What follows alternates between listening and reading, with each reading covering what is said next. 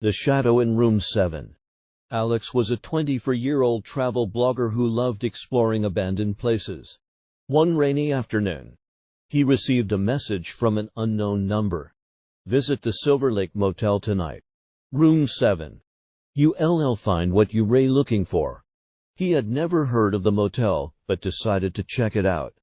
Driving through the storm, he finally reached the old roadside motel, which looked like it hadn't been used in years. The paint was peeling, the sign was broken, and the parking lot was empty.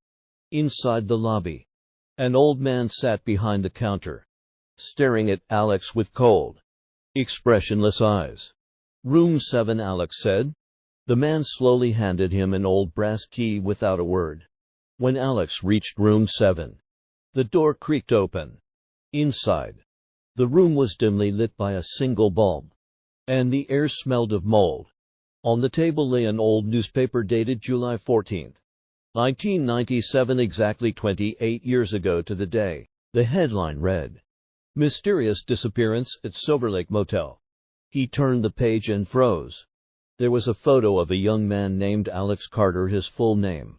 The article claimed he had vanished from Room 7 and was never found. Confused, Alex checked the date twice. How could this be possible? Suddenly, the lights flickered, and the door slammed shut behind him. He tried the handle, but it wouldn't open. A cold wind brushed past his neck. He spun around and saw a figure standing in the corner, completely dark, like a moving shadow. "Who are you?" Alex whispered. The shadow didn't answer, but stepped closer, silent and slow. Its shape began to twist until it looked exactly like him, his own reflection standing there, smiling faintly. The shadow spoke in his voice. "You were late. You were supposed to arrive in 1997. Before Alex could move, the shadow lunged at him, merging into his body. A burning sensation shot through him, and suddenly, everything went black. When he opened his eyes, he was standing outside the motel in the pouring rain, but it looked different. The sign was new, the lights were bright, and cars filled the parking lot. Confused, he checked his phone, but there was no signal. He ran to the lobby and saw the same old man, only younger this time. "Is this 1997? Alex asked. The man smiled slowly and whispered, "Welcome back." Alex rushed to the mirror behind the counter and gasped. His reflection wasn't his, it was the shadow's face, smiling. He tried to scream, but no sound came out.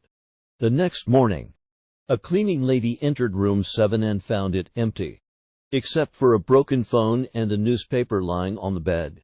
The headline read, "Another Disappearance at Silver Lake Motel, see travel blogger missing." No one ever saw Alex again, but some guests claim that if you stay in Room 7 on a rainy night, you can hear someone whisper, "The last passenger."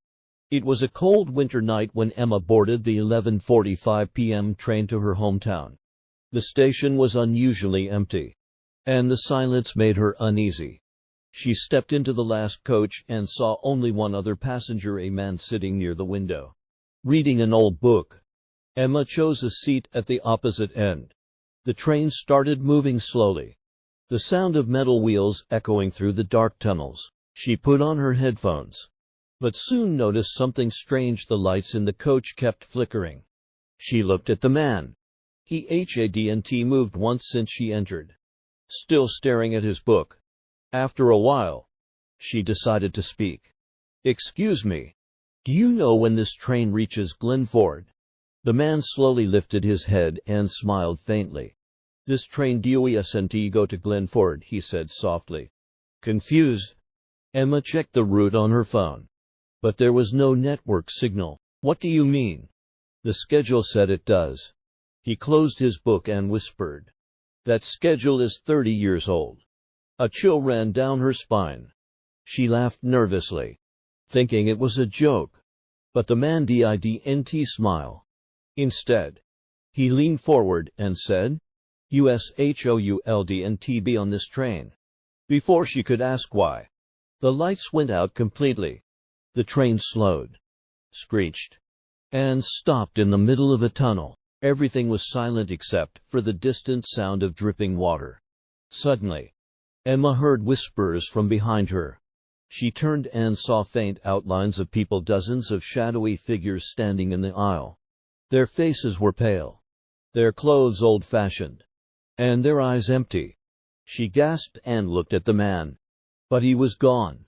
One of the shadows stepped closer and whispered in a hollow voice, "We never reached the station, neither will you." Emma stumbled back, heart pounding, and ran toward the next coach, but the door was locked. She banged on it, screaming, but no one answered. Suddenly, the train jerked violently and started moving again. She turned around, and the coach was completely empty. The man, the shadows, everyone gone.